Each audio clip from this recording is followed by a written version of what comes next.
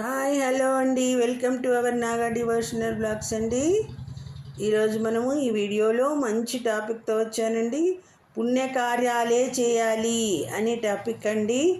టాపిక్లోకి వెళదాం. పాప పుణ్యాల అనుభవం ఎంతకాలం అనే క్వశ్చన్కు మనం చూద్దామండి ఆన్సర్. మానవ జన్మ ఎలా పుడుతుంది అన్నది ప్రశ్న అయితే, స్త్రీ పురుషుల సంయోగమే మానవ జన్మకు మూల కారణం అన్నది జవాబు. అది భౌతికపరమైన జవాబే కానీ సరైన జవాబు అది కాదు. మరి ఏది సరైన జవాబు? చేసుకున్న పాప పుణ్యాల అనుభవం కోసమే ఈ జన్మ అనేది ఆధ్యాత్మికమైన జవాబు. అయితే ఎంతకాలం ఈ అనుభవం అనేది ప్రశ్నే. దానికి జవాబు ఉంది.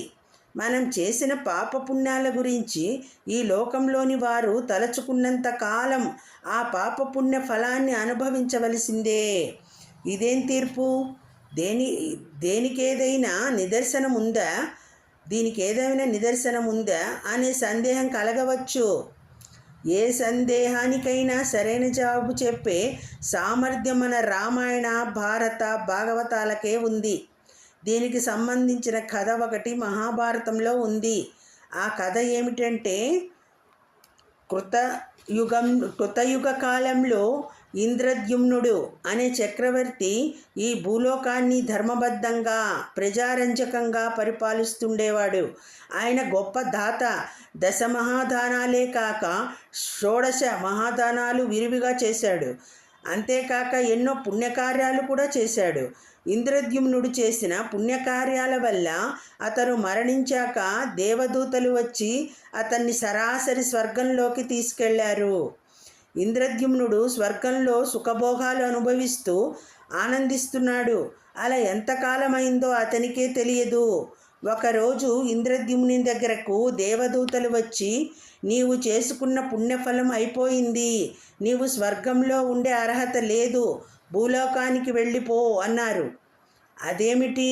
నా పుణ్యఫలం అప్పుడే తీరిపోవడమేమిటి? ఇంకా చాలా ఉంది అన్నాడు ఇంద్రద్యుమ్నుడు. నిరూపిస్తావా అని అడిగారు దేవతలు. నిరూపిస్తాను, నన్ను భూలోకం తీసుకుని వెళ్ళండి అన్నాడు ఇంద్రద్యుమ్నుడు. దేవదూతలు అతన్ని భూలోకం తీసుకువచ్చారు. ఇంద్రద్యుమ్నకు భూలోకం చాలా కొత్తగా కనిపించింది. అతనికి తెలుసున్న వారెవరూ కనిపించలేదు. ఆ కాలంలో భూలోకవాసులందరిలోకి అతి వృద్ధుడు మార్కండేయుడు ఒక్కడే అని తెలిసి దేవదూతలతో అతని దగ్గరకు వెళ్ళి, నేనెవరో తెలుసా అని అడిగాడు ఇంద్రద్యుమ్నుడు. మీరెవరో నాకు తెలియదు, అయితే నాకన్నా వృద్ధుడు ప్రావారకర్ణుడు అనే గుడ్లగూబ ఉంది, వెళ్ళి దాన్ని అడుగుదాం రండి అన్నాడు మార్కండేయుడు. అందరూ కలిసి ఆ గుడ్లగూబ దగ్గరకు వచ్చారు. నేనెవరో తెలుసా అని అడిగాడు ఇంద్రద్యుమ్నుడు. మీరెవరో నాకు తెలియదు, అయితే నాకన్నా వృద్ధుడు నాళీజంగుడు అనే కొంగ ఉంది, వెళ్ళి దాన్ని అడుగుదాం రండి అన్నాడు ప్రావరాకర్ణుడు. అందరూ కలిసి ఆ కొంగ దగ్గరకు వచ్చారు. నేనెవరో తెలుసా అని అడిగాడు ఇంద్రద్యుమ్నుడు. మీరెవరో నాకు తెలియదు, అయితే నాకన్నా వృద్ధుడు ఆకుపారుడు అనే తాబేలు ఉంది, వెళ్ళి దాన్ని అడుగుదాం రండి అన్నాడు నాళీజంగుడు. అందరూ కలిసి ఆ తాబేలు దగ్గరకు వచ్చారు. నేనెవరో తెలుసా అని అడిగాడు ఇంద్రద్యుమ్నుడు. మీరెవరో నాకు బాగా తెలుసు, మిమ్మల్ని నేను ఎలా మర్చిపోతాను? మీరు ఇంద్రద్యుమ్న చక్రవర్తి. మీరు ఎన్నో యజ్ఞాలు చేశారు, నన్ను ఎన్నోసార్లు కాపాడారు, దానాలు చేయడంలోనూ మీరు చక్రవర్తే. ఆ కాలంలో మీరు చేసిన గోదానాలు అనంతం. దానగ్రహీతలైన బ్రాహ్మణులు ఆ గోవులను తోలుకుంటూ వెడుతుంటే ఆ గోవుల గాలిగిట్టల తొక్కుడు చేతనే కదా ఈ కొలను ఏర్పడింది. అందుకే ఈ కొలనుకు ఇంద్రద్యుమ్నము అని నీ పేరే పెట్టారు ప్రజలు. నా సంతతి వారంతా ఈ కొలనులోనే ఇప్పటికీ నివసిస్తున్నారు అన్నాడు ఆ కూపారుడు. ఆ కూపారుడు. దేవదూతలు ఆ సమాధానంతో తృప్తి చెంది ఇంద్రద్యుమ్నుని తిరిగి స్వర్గానికి తీసుకొని వెళ్ళారు. ఇది కథ.